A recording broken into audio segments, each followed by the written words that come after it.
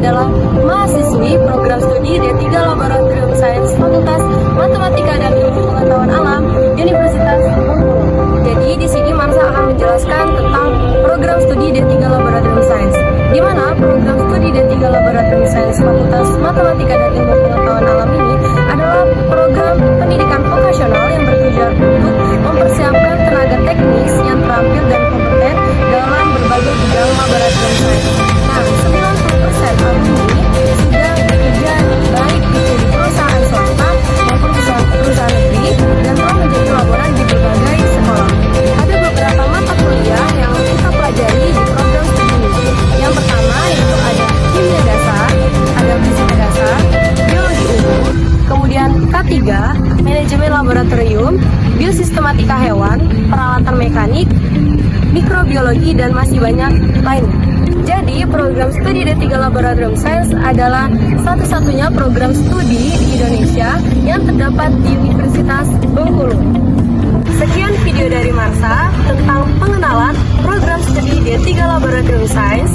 Aku tunggu ya kehadiran kalian di program studi D3 Laboratorium Sains. See you next time. Wassalamualaikum warahmatullahi wabarakatuh.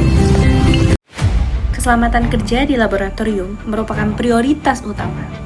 Salah satu potensi bahaya adalah tumpahan bahan kimia serta risiko kebakaran.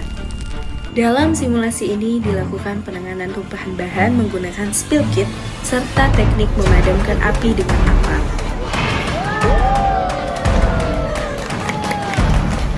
Saat kita melakukan eksperimen dan percobaan di laboratorium, penting bagi kita untuk memprioritaskan keselamatan diri kita dan orang-orang di sekitar kita.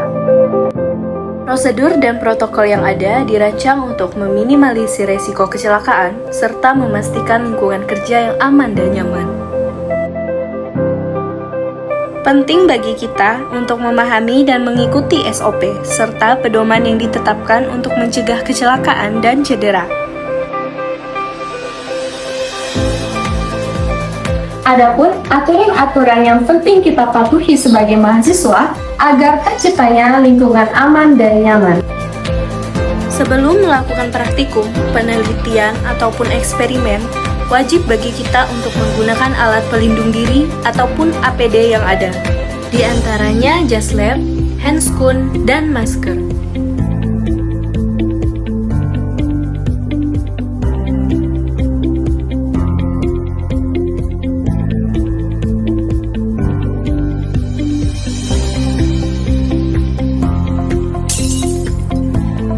Apabila terjadi tumpahan cairan kimia atau bahan berbahaya di area kerja laboratorium, penting untuk tetap tenang dan segera mengambil tindakan yang tepat. Langkah pertama, menjauhkan alat-alat lain dari area tumpahan untuk mencegah kontaminasi dan resiko kerusakan. Selanjutnya, ambil spill kit yang tersedia di laboratorium. Spill kit adalah seperangkat alat darurat yang dirancang untuk menangani tumpahan bahan kimia secara cepat dan aman. Sebelum menggunakan spill kit, pastikan telah menggunakan alat pelindung diri atau APD lengkap. Gunakan bahan penyerap seperti absorben pad atau granular yang ada di dalam spill kit. Taburkan secara merata pada area tumpahan hingga cairan terserap seluruhnya. Gunakan alat bantu seperti skop atau spatula untuk mengumpulkan residu.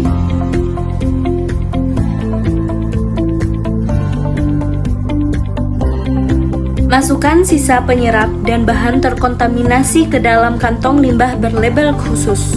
Pastikan kantong tertutup rapat dan buang sesuai prosedur penanganan limbah bahan berbahaya. Dan pastikan area bekas tumpahan kembali bersih dan dalam keadaan aman. Penguasaan penggunaan spill kit adalah bagian penting dari pelatihan keselamatan di laboratorium. Dengan kesiapan dan tindakan yang tepat, kita dapat mencegah risiko kecelakaan dan menciptakan lingkungan kerja yang aman serta profesional.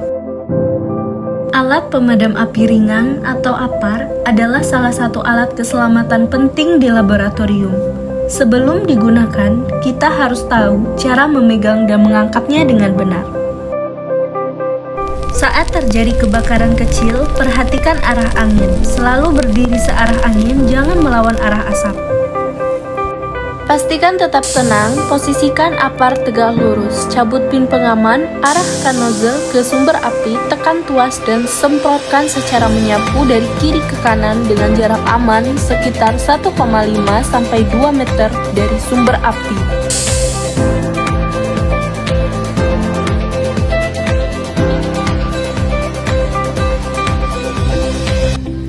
Selain apar, alat pemadam alternatif yang bisa digunakan adalah karung goni basah. Sebelumnya, karung direndam terlebih dahulu hingga basah seluruhnya.